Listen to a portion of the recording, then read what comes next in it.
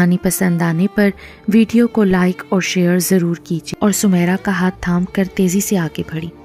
مگر میں ٹھیک نہیں ہوں، راحیل بھی ساتھ چلتے ہوئے بولا۔ میری بلا سے؟ صباحت کا لہجہ بدل گیا۔ پلیز صباحت، ایک بار تو ٹھنڈے دل سے سوچو میرے بارے میں۔ راحیل تم آخر کون سی زبان سمجھتے ہو؟ کتنی بار کہہ چکی ہوں تم سے میں، پھر بھی تمہاری کھوپڑی میں کچھ بیٹھتا نہیں ہے۔ صباحت جھنجھلا کر زور سے بولی۔ سامنے سے پروفیسر وقار آ رہے تھے۔ راحیل جلدی سے کھسک لیا۔ صباحت نے سکون کی سانس دی۔ یار صباحت، راحیل اچھا بھلا لڑکا ہے، دوسرے لڑکوں کی طرح آوارہ گرد بھی نہیں، وہ تیرے معاملے میں سیریس ہے یار، تجھے کیا پرابلم ہے آخر؟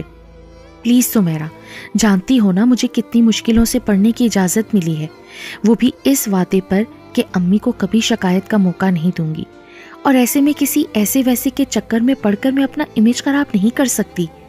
بے شک راحیل برا نہیں ہے، لیکن ہماری فیملی میں ایسا ہوتا نہیں ہے۔ سمیرہ خاموش ہو گئی۔ صباحت یونیورسٹی میں اردو لٹریچر میں ماسٹرز کر رہی تھی، جبکہ راحیل دوسرے ڈپارٹمنٹ میں تھا۔ گزشتہ چند دنوں سے وہ صباحت کے پیچھے پڑ گیا تھا اور صباحت برابر اسے اگنور کیے جا رہی تھی۔ گھر میں بھی کسی سے کچھ کہنا مشکل تھا۔ وہ تو بھلا ہو اس کی خالہ کا کہ صباحت کے لیے ایک رشتہ لے آئی، اور جھٹ پٹ پھر رشتہ طے ہو گیا۔ صباحت نے یونیورسٹی چھوڑ دی۔ ادھر راحیل کو اصل حالات کا علم تو نہیں تھا، بس صباحت آ نہیں رہی تھی تو وہ کسی طرح سے صباحت کا پتہ معلوم کرنے میں کامیاب ہو گیا اور اپنی امی کو لے کر صباحت کا رشتہ مانگنے کے لیے اس کے گھر پہنچ گیا۔ تب وہاں جا کر پتہ چلا کہ صباحت کی تو پہلے سے ہی شادی طے ہو گئی ہے۔ رضا اسکرپٹ رائٹر تھا اور ٹی وی کے مختلف چینلز سے اس کے ڈرامے نشر ہوتے تھے۔ کبھی کبھار ڈرامے کی ڈائریکشن بھی دیتا تھا۔ اچھا خاصا خوبرو نوجوان تھا، صاحب حیثیت بھی تھا۔ رضا کی والدہ حیات تھیں، بہن بھائی کو تھے نہیں۔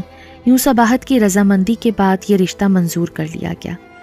رضا بہت پیار کرنے والا اور کیئرنگ شوہر ثابت ہوا۔ صباحت بھی اس سے بہت پیار کرتی تھی، گھر کا کونا کونا اپنے ہاتھوں سے سجاتی سنوارتی۔ صباحت کی ساس بھی اتنی اچھی بہو پا کر بہت مطمئن تھی۔ اچھے بھلے خوشگوار دن گزر رہے تھے، پھر ان کی زندگی میں سندل آ گئی۔ منموہنی سی گڑیا جیسی بیٹی کو پا کر صباحت، رضا اور رضا کی والدہ بہت خوش تھے۔ گھر میں نوکر چاکر بھی تھے، لیکن سندل کی آمد سے صباحت کی مصروفیت بڑھ گئی تھی۔ لیکن ان تمام چیزوں کے باوجود وہ رضا کا کام اپنے ہاتھ سے کرتی تھی۔ رضا کو بھی صباحت کی اتنی عادت ہو گئی تھی کہ کبھی کبھار صباحت مصروف ہوتی تو وہ بچوں کی طرح ناراض ہو جاتا اور صباحت اس کا پھولا ہوا منہ دیکھ کر ہنس پڑتی۔ اتنی مصروفیت کے باوجود روزانہ رات کو صباحت اپنے ہاتھوں سے رضا کے گھنے بالوں میں تیل ضرور لگاتی۔ رضا کو اس کے نرم ہاتھوں کی انگلیوں سے بالوں میں تیل لگوانا بہت پسند تھا، اسی لیے وہ روز رات کو تیل لگواتا تھا۔ وہ صباحت کو کہتا کہ تمہاری انگلیوں میں کچھ جادو ہے، مجھے سکون کی نیند آتی ہے۔ صباحت میں سوچتا ہوں یقیناً میرے والدین نے زندگی میں کوئی بہت اچھا کام کیا ہے، جس کے بدلے میں مجھے تمہاری جیسی پیاری اور محبت کرنے والی شریک حیات ملی۔ صباحت کے کانوں میں شہد گھلتا رہتا اور وہ رضا کے سینے سے لگ کر مطمئن ہو جاتی۔ مزید 1 سال گزرا اور ان کا بیٹا سائم ان کی زندگی میں آیا۔ خوبصورت گھر، پیار کرنے والا شوہر، ہر دم خیال رکھنے والی ماں کی طرح ساس، ہنستے مسکراتے فرشتے جیسے بچے۔ صباحت کو اور کیا چاہیے تھا؟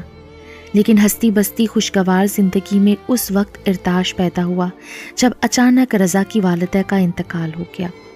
ایسے میں رضا نے اسے بہت سنبھالا دیا۔ وہ تو ہوش و حواس کھو رہی تھی کہ ننھے منھے بچوں کی آوازیں اسے واپس کھینچ لائیں۔